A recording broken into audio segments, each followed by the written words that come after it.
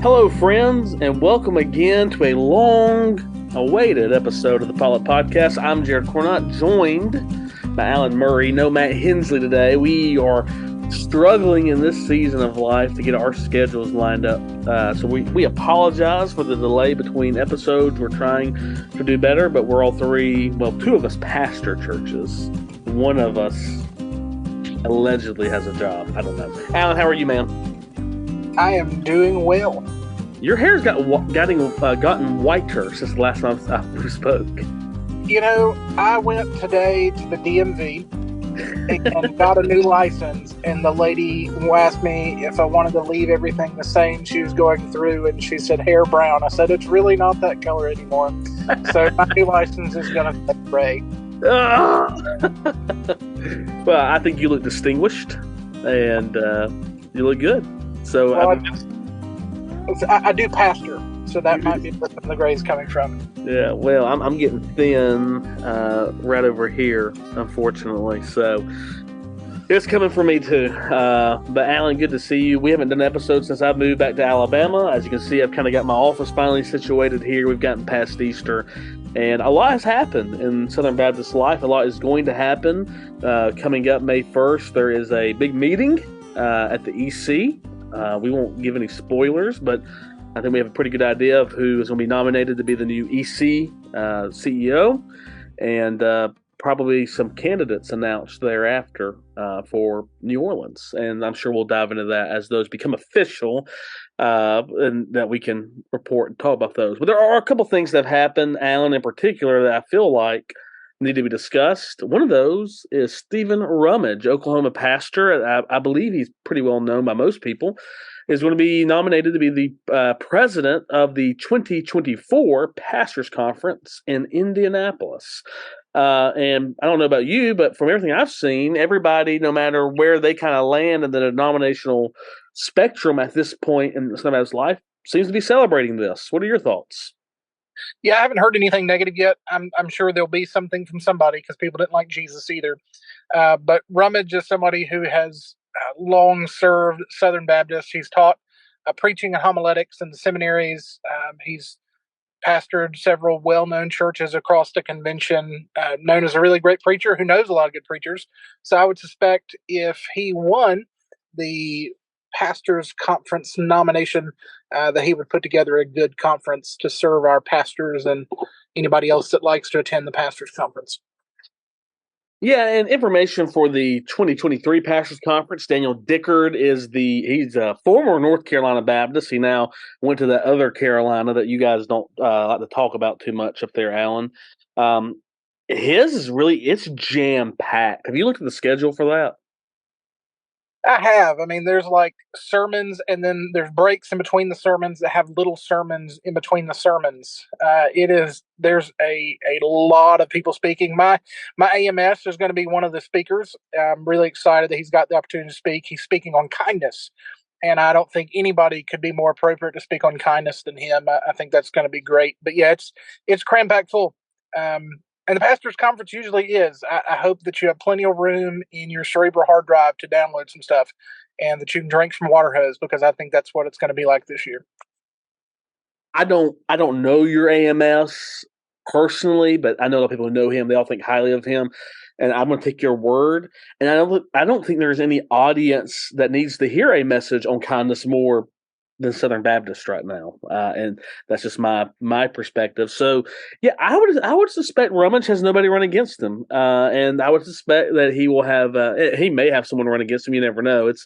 This is Southern Baptist we're talking about, but I would suspect I believe Stephen Rummage is a man who is well loved and well appreciated. We'll do what we can to get him on the potluck before the annual meeting and let him kind of share maybe what his vision is for the 2024 Pastors Conference. And you can Google. We'll put it in the show notes, Matt, as he hopefully listens to this and listens to what I say. We'll try to get a link up there for the 2023 Pastors Conference. Should be great. Alan, you've got experience in putting on a Pastors Conference. You know, a lot of work goes into it. But we know for a lot of these pastors that are coming, this is the only Pastors Conference they'll go to all year. So, Yep. No, go ahead. No, it's a lot of work. I'm sure Hensley could talk about the work on the national level as well, but you know that should be the goal, in my opinion, is to make it a great conference that glorifies God. And for the guys, this is the only conference they get to go to all year. Make it worthwhile. Yeah. So Stephen Rummage running for 2024 Pastors Conference president.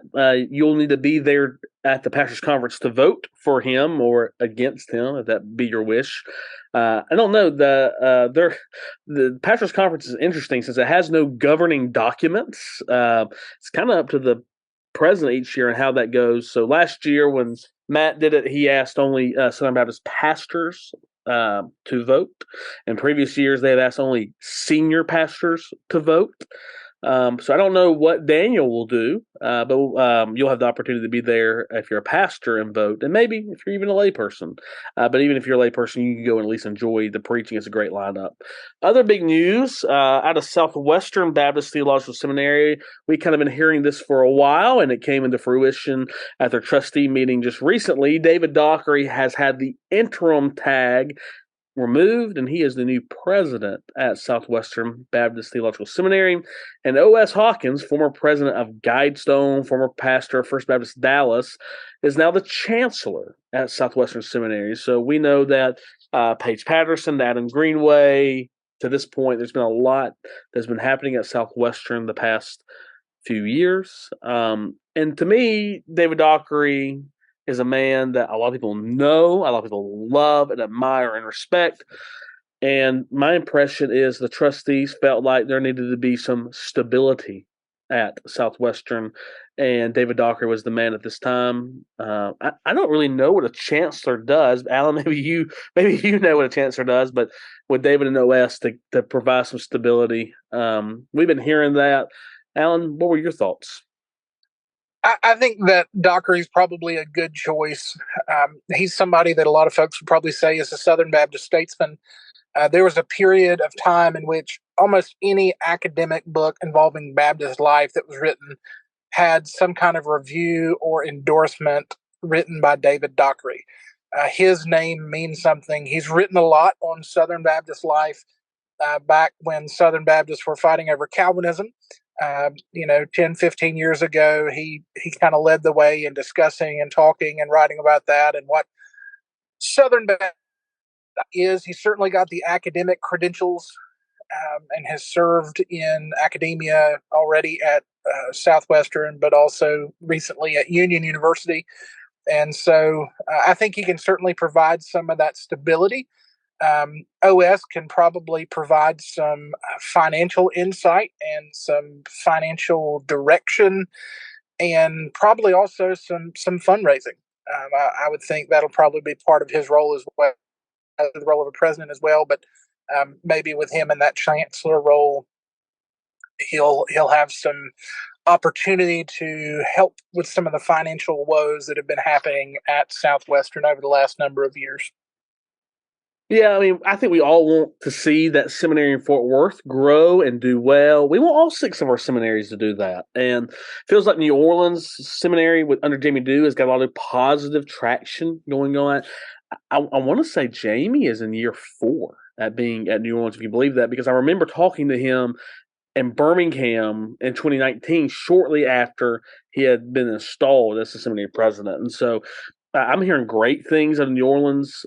Southern's going to be Southern, right? Danny Aiken at Southeastern. We never know what's going out in California out there with Dr. Orge, but we assume things are going well, and Midwestern continues to grow. And so, if you're wanting to know more about David Dockery, I mean, the guy's written and done a ton, as Alan alluded to, but a book that I have read by him that I would recommend to any Southern Baptist is Southern Baptist Consensus and Renewal. It's a great little book on Southern Baptist life and belief, and I would just recommend that to you. I'm excited for Dr. Dockery. I don't know him, but I know this. He is a graduate of the University of Alabama. And so he has to be a good leader in that sense. And, he was at Union and Ted's too, right? He was at Trinity. And everybody that you've ever talked to has said what a remarkable job he had done. I think he went out to Texas thinking he was going to enjoy a nice little retirement and quiet life. But kudos to him to step up and lead the seminary during this time. So we need to be praying for Southwestern. Be praying for Dr. Dockery. Be praying for Dr. Hawkins, because I do think there are some serious considerations and tough times ahead for Southwestern, or tough decisions that need to be made. And when you're a leader, you have to make those decisions. Nick Saban has a quote that I love: "If you want to make everybody happy, do not be a leader. Go sell ice cream." And so, hopefully, Dr. Dockery and O.S. Hawkins can help in this season of time at Southwestern Baptist Theological Seminary in Fort Worth.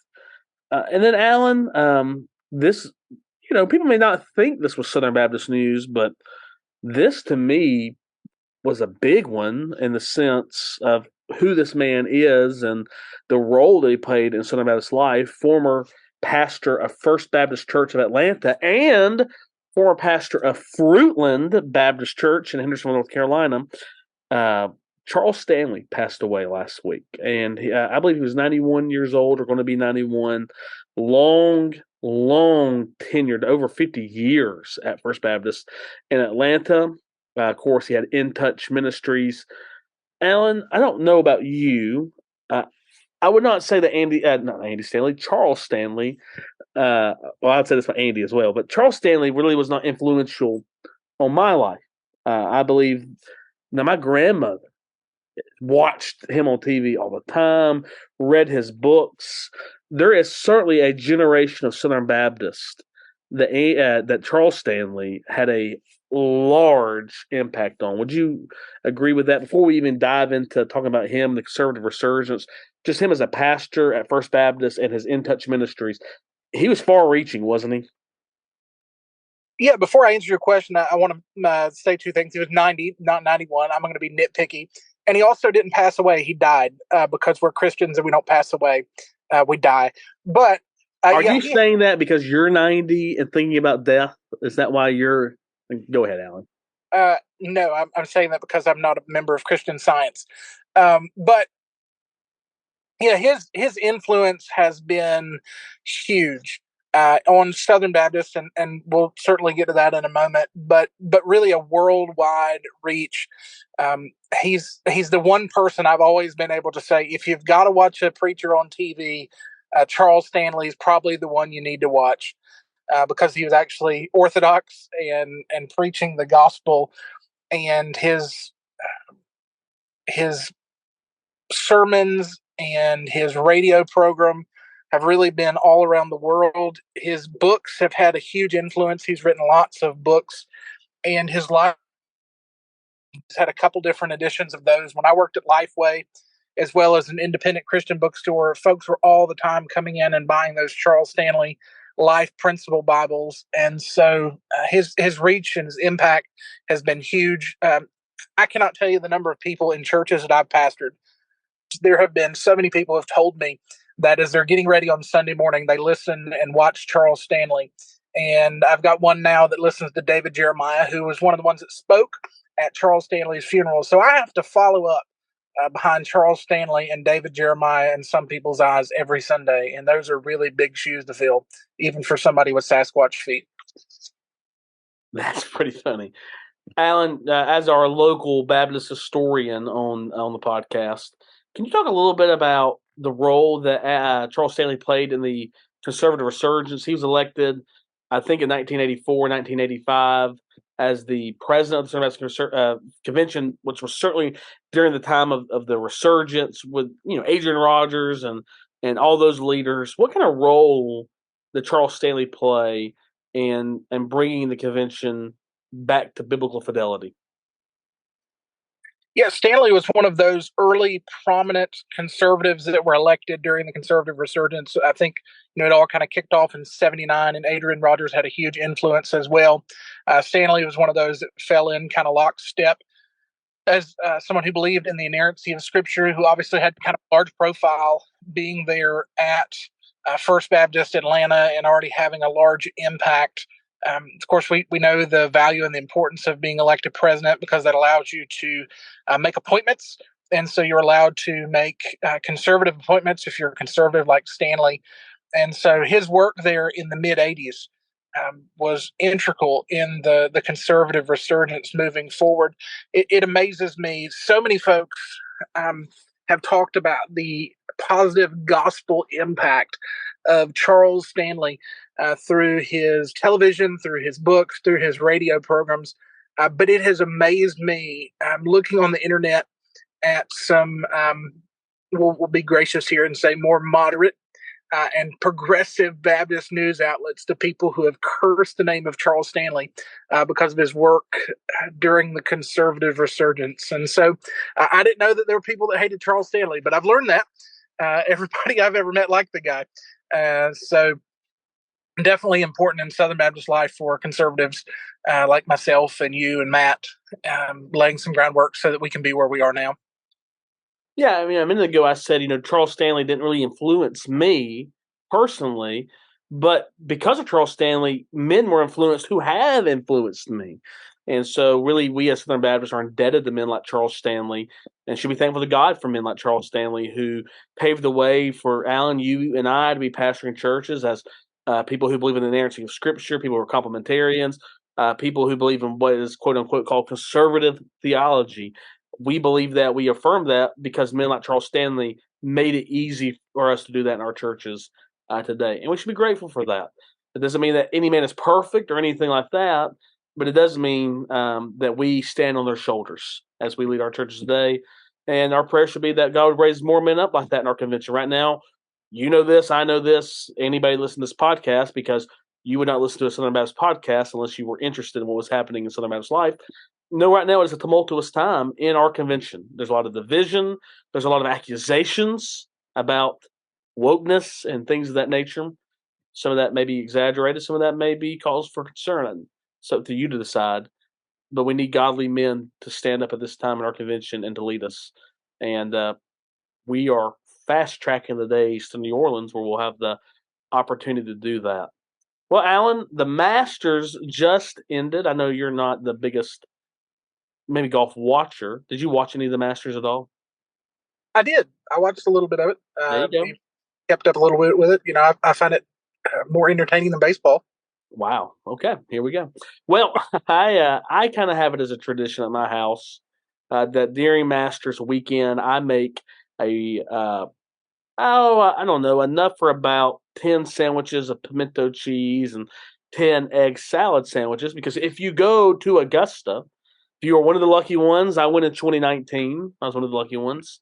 You can buy for $1.50 pimento cheese sandwich or an egg salad sandwich. We've talked about pimento cheese on this podcast.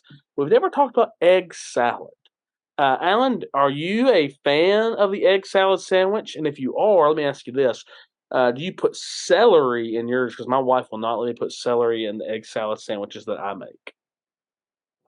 I'm not. I'm not against egg salad. It's just never my choice. I can eat it if it's there. A lot of times at church potlucks, I've had ladies who have made egg salad sandwiches that were free of celery, and I have eaten them. It's just not my choice. I'd rather have pimento cheese. I love deviled eggs. I like potato salad. I like a lot of the same things that go into egg salad sandwiches, but just not against them. Just not for them. Kind of indifferent towards egg salad. Sorry to disappoint. Yeah, I mean, I like them. They're easy to make. I mean, you got to boil some eggs up, have some, condiments in the fridge, and they're honestly really, really easy to make. And I think they are delicious. I like to toast the bread a little bit, throw the egg salad on there, cut it up, and eat it. Really the only time of the year that I really make them is Masters Week. It's just that little taste of Augusta at home. But I do enjoy having an egg salad sandwich. I can remember my grandmother making them all the time when I was growing up. That she would eat.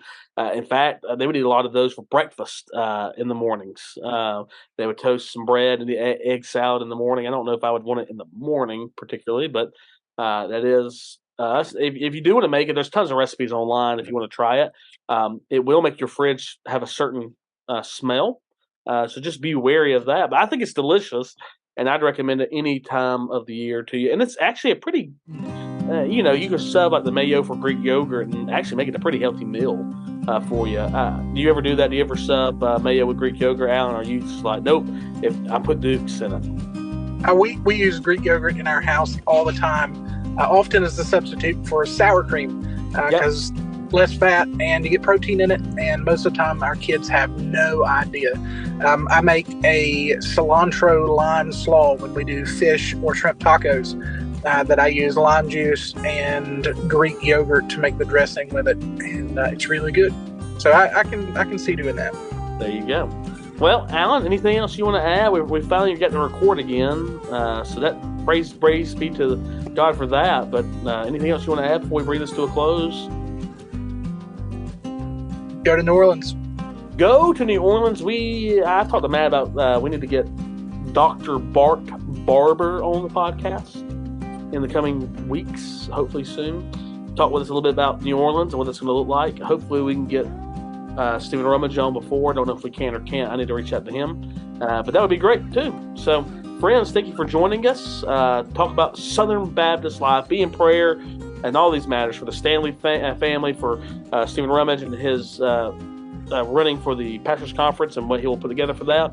And for Southwestern Seminary. Sit down, have an egg salad sandwich next time you listen to us, and join us next time, same Baptist hour, and as always, stay Baptist, my friends.